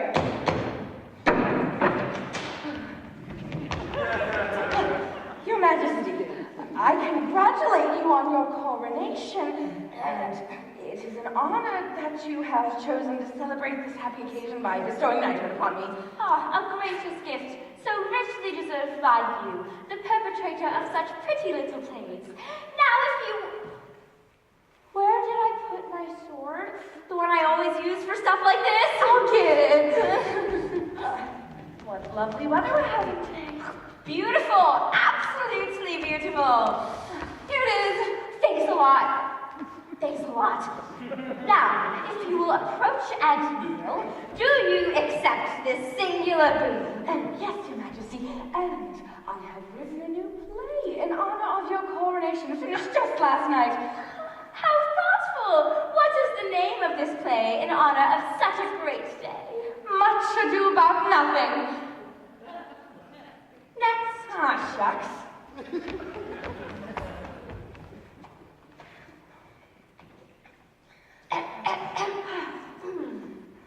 Announcing the second candidate for knighthood, Walter Raleigh.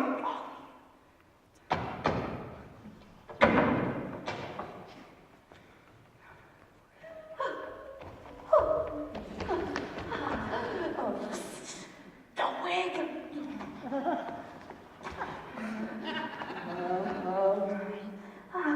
Your Majesty, it is an honor that you have chosen to honor me at your coronation. It is an honor. An honor so richly deserved by you, who have explored the East and West, and it's so fascinating. It was nothing, Your Majesty. Oh, you are too modest, Walter. Approach and be knighted. I dub thee, Sir Walter Raleigh. And this, Your Majesty, is for you. A thank you note. A payment voucher for my dry cleaner. It's hard getting stains out of silk. live you do but just, Sir Walter. As you live, right? Yes, Your Majesty. A feeble jest. One that I hope you would be amused by. Royal lady-in-waiting, what further matters of state depend? None for now, Your Majesty. What? No royal denunciation of Robert Devereux, Lord Essex, who has dared to deign to share your reign? I love that line! Shh! It is hard to rule alone, tempted as I am to share my kingdom. But royal protocol demands you not think of marriage to a commoner. He's a lord, yes, but royal blood, no. And Essex is ambitious. Soon it would be he and not you who rule this land. You must forswear his ardent pursuit of your heart, Majesty. Ah, would that 'twere not so. Gee, I bet it's time that Major Domo announces somebody again. Oops.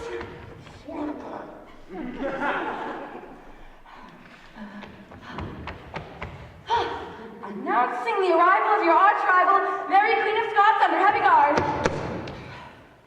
And here comes the doughty defiant dowager now.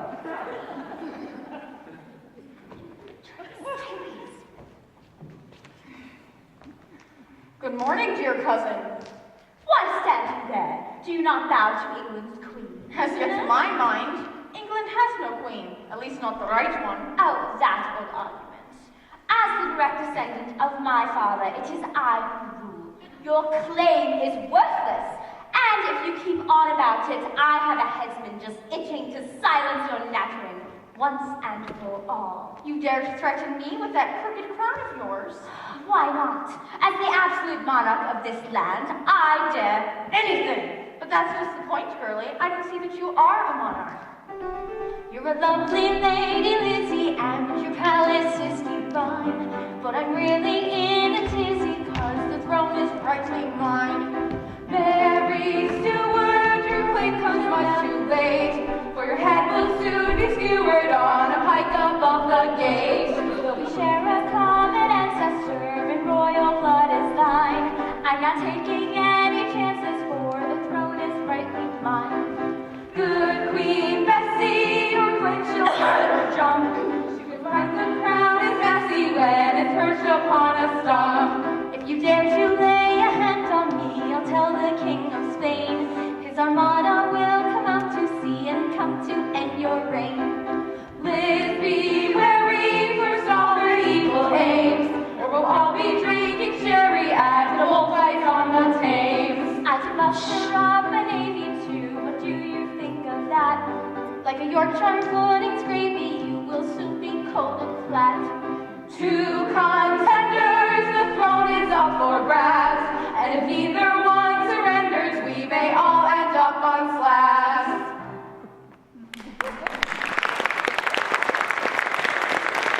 Oh, Majesty, whatever will you do now? It is a point to ponder. Excuse me whilst I confer with my ministers.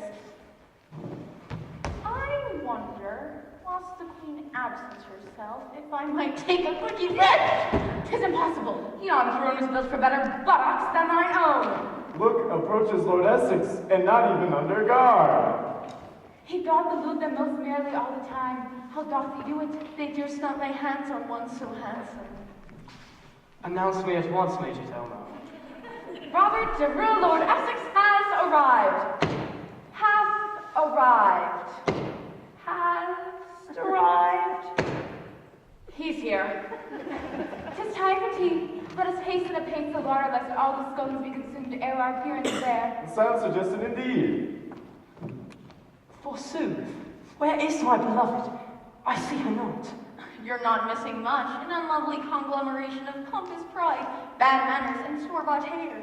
Ah, but Queen M, I love Queen E, and do range through many a restless night in romantic reveries of her soft surrender to my manly machinations. Is there insanity in your family, Lord Essex? How can you stand the woman? Perils dread in my lonely bed. I just can't get her out of my head. Yikes. There There you are, you would-be usurper of the throne. And there you are, a woman with a statue of the heart of the coldest marble. You plot to steal my kingdom. You forswear the merriment of marriage. You are ambitious. Your blood is ice water. You are bold. You are cold. I despise you. I despise you more. There is but one word for a man of your singular ilk. And that word is... Darling! Darling! Though you should die for craving my throne, I've got an eye for you when we're alone. In my embrace you knock my goals down. I'd rather chase you than die for your crown. Beautiful schemer. Hot-blooded queen, is love supreme, or will doom intervene? Life, everything's love. Love's an abyss. Each time we cling to my mind goes amiss. Crave I the kingdom as much as your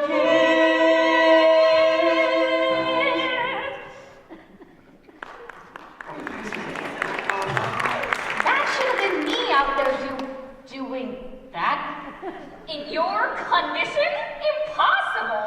How are you feeling, Violet? Kind of tired. And I'm developing the awfulest backache. Oh no, you don't think that? With the show going on, I don't dare think that. Damn, who's the patron saint of slow deliveries? The U.S. Post Office. I have an entrance.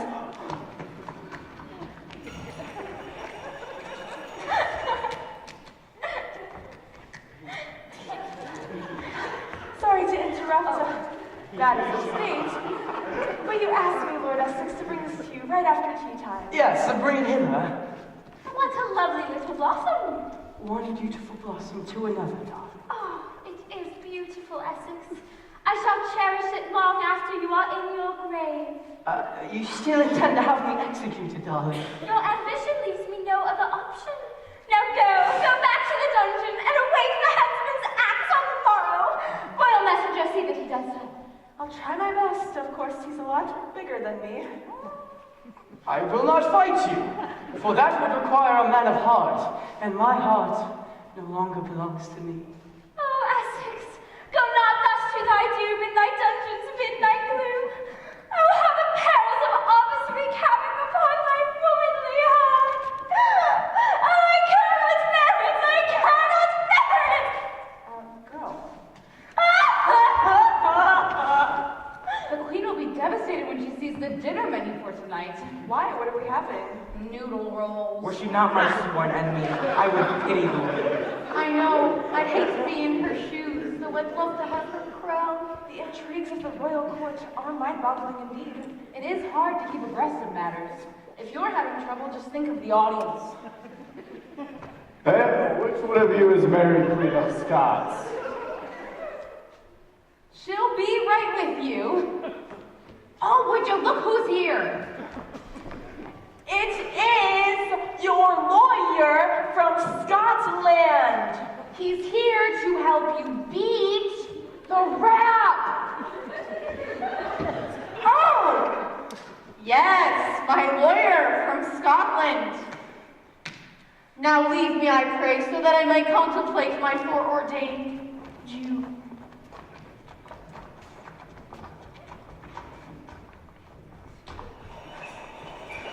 I'm terribly worried about Polly. I don't think she can hear anything. I'm worried about Violet. Honey, are you sure we shouldn't call a doctor? I'm fine, darling. Just a straight up worrying about the show. Then I could have a worse backache than you do. It'll be okay, Jer. Those two know their lines perfectly. All they have to do is keep alternating speeches, whether they can hear each other or not. I came as soon as I could. Why isn't she answering? Did you remember to tap her on the shoulder? That's her cue to turn and speak. Let me try to get a closer look. Forget.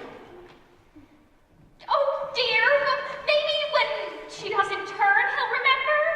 I'm a bit late because my horse threw a shoe and flung me into a ditch. I can't tell you how delighted I am. Oh, that's her first line. I hope my lateness has not made you angry with me. Oh, no bother. alternating. He must be as deaf as she is. Have you slept well? With you? Never. I am shocked. At least I hope you're being well fed. On a pile of straw in the dungeon. Oh, I admire your stamina, and they have not, I trust, subjected you to torture? not lavishly, but I'm too proud to ask for more. Here, Louise, you're a royal messenger. Get this note to them at once. We've got to get them back on the proper track. Good. Now, alleviating your situation will require superlative intelligence. That, at least, I have been spared. The light's better on stage. What was it for? Polly, now hurry! Ah, but I do have a plan up my sleeve. I only hope that... An urgent message for the queen. What? A message for the queen. Oh, thank you. Yes, I'm ready. For the queen, you idiot! You have my royal permission to depart. Damn. What'd you write in that note, Aunt Phyllis? You're out of synchronization. Drop one line and go on. Except now, unfortunately, Henry's gonna drop the line. Anyone for bread? How are you fixed for cyanide? Sorry, my dear. It's a bit hard to read this without my glasses, and in fact, glasses haven't even been invented yet. Makes it even harder. What in the world was in that note? What? What was in that note? Oh. Harrod's department store was having a sale on queen-size beds, you were saying. But I do have a plan up my sleeve. Not to mention a stalwart horse. Oh, dear!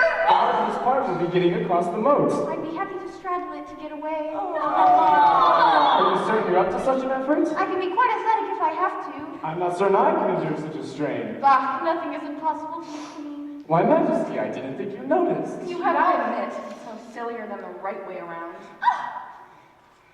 You have always, amongst the men of my court, stood from the rest, Sir Renfrew. Ah, but I find it difficult to be gay.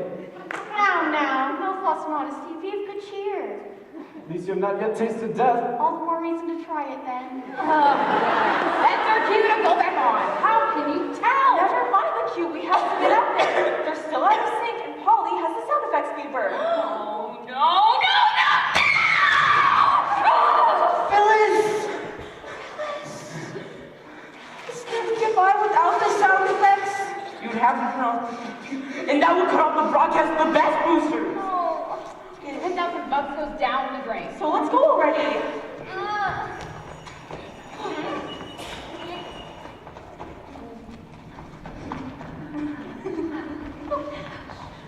Her Majesty Elizabeth has arrived. Make way for the Queen. Her Majesty seemeth overwrought. I do fear she brings dreadful tidings that bode ill for our land. I do dread to hear them. Heed me now, our precious queen is about to speak. Royal subjects, I have just received word that contrary to his promise, Lord Essex did not go to the dungeon, but fled the palace. Worse still, reports have come to me that there is even now a vast armada of Spanish ships appearing on the horizon. Hark! What is that tumult and turmoil outside? Gracious Majesty, all may not be lost. What say you, Royal Messenger? Delight of delights! It is Lord Essex now arriving at the palace. Then lower the drawbridge at once!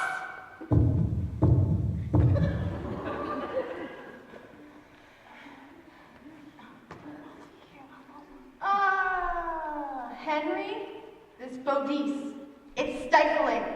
I need you to loosen it. What? Let me do it. Louder. What? Announcing Robert de Vere, Lord Essex. Gracious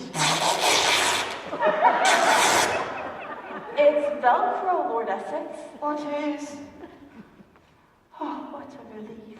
You were saying? Gracious Majesty, I have returned. I bring you a gift as penance for my abrupt departure. A delicate Swiss concoction to mark the merry hours thus. Be still my heart.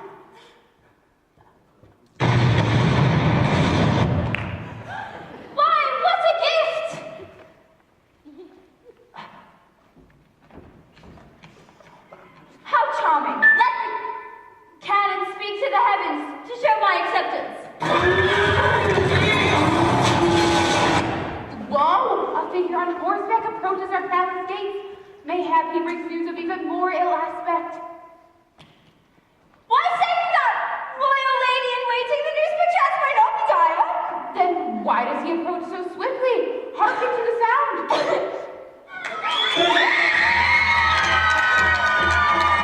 Those are the sounds of haste, I must agree. But who is the courier? No courier, Elizabeth. But I, the Spanish ambassador, one final offer. Surrender your throne to Mary, Queen of Scots, or bear the brunt of my men's unconquerable armada. Never. My armies fear no power on earth. My people will fight for me. Your people, lily livered cowards one and all. Just listen to the response upon hearing my army approach. Yeah! Nevertheless, I disdain and despise your ultimatums. Mayhap I perish, but I will still die a royal queen. People of England, we need not fear the might of Spain. We need fear nothing under the blessed blue sky, because surely heaven will defend the right. So demonstrate your contempt for that puny power approaching our shores. Set down your muskets, stand proudly tall as Englishmen, and do not even attempt to fire one single shot in the direction of the enemies. Are you with me, men of England? But Lord Essex, how shall the overcoming of our foe come about? The sea shall destroy them, and it will do so quietly in honor of your coronation day. Oh, Essex, the kingdom is saved. Come into my waiting arms and take me. I am yours. Strain, it has been much. My heart, I am sickly and ill.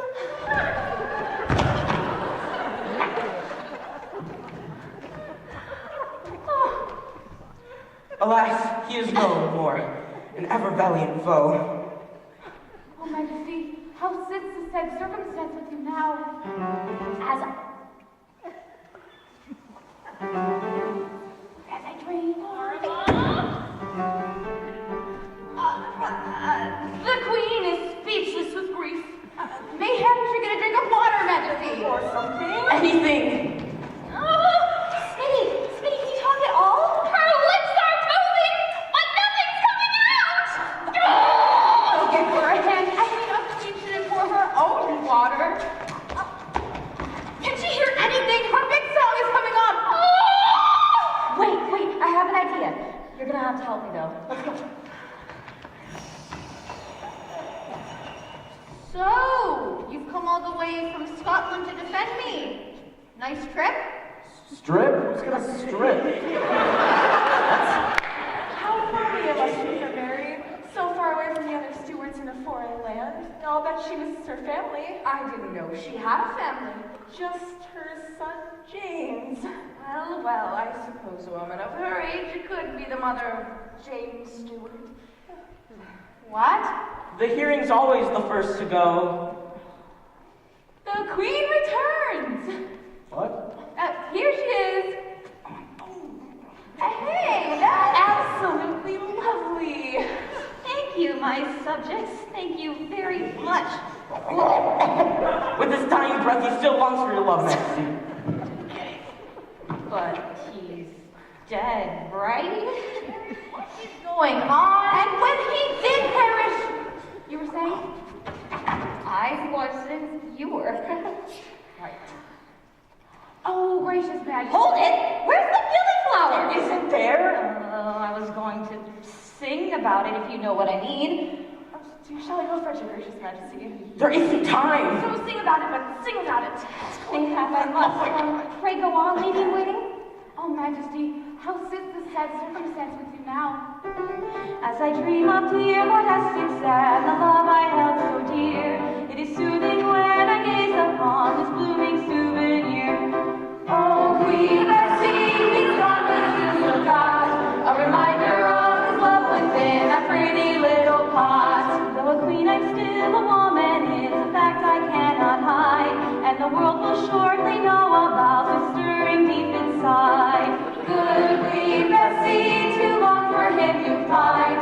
You must concentrate instead upon the sprout he left behind. To remain aloof in majesty, I've reasons by the score, but my royal robe of office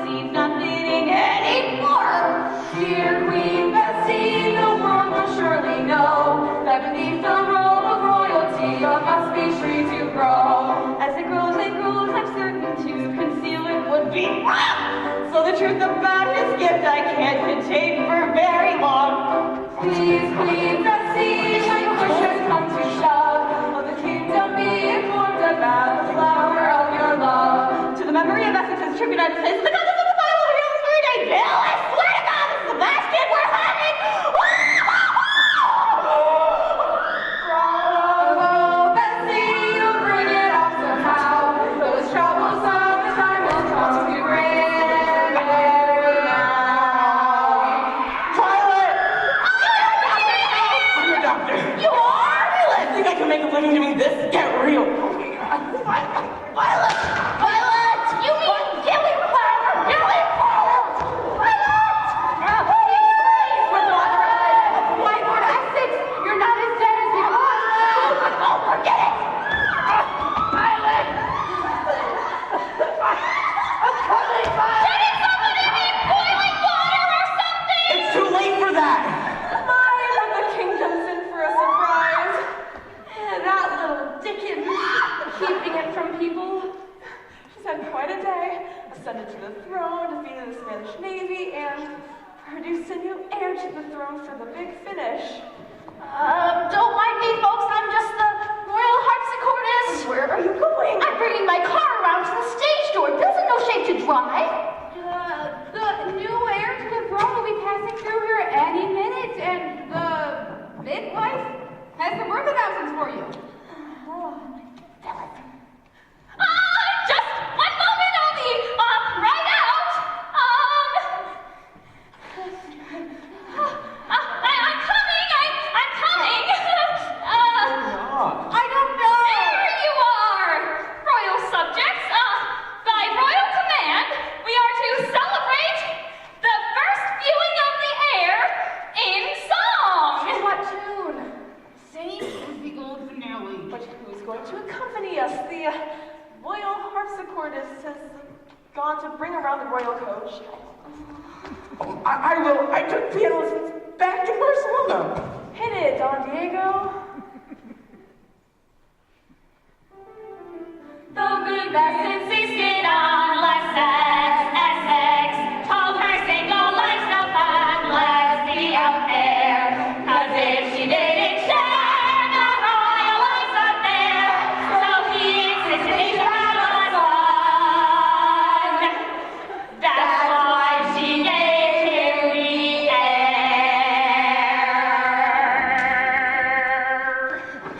In time. We made it. That's the lights we go off at the climax. Monty thought a slow fade out would be more impressive, so that's what I programmed. But Monty, we've just set England back about 400 years. Things were merrier back then. Phyllis, how can you ever hope to get into the best pictures after this disaster? Yeah, by now they've all probably taken shotguns to their computers. Oh, who cares about that silly society? Really, the only reason I got involved with them at all is so that I could get that $10,000 endowment for a group of people whom I love more than anyone in the whole wide world. Phyllis Montague, I could hug you. So, Watson, what's stopping you? Now, excuse me. I've got to go catch up with Snape. A doctor's work is never done. Henry, I still can't figure out what scene this is. What was that?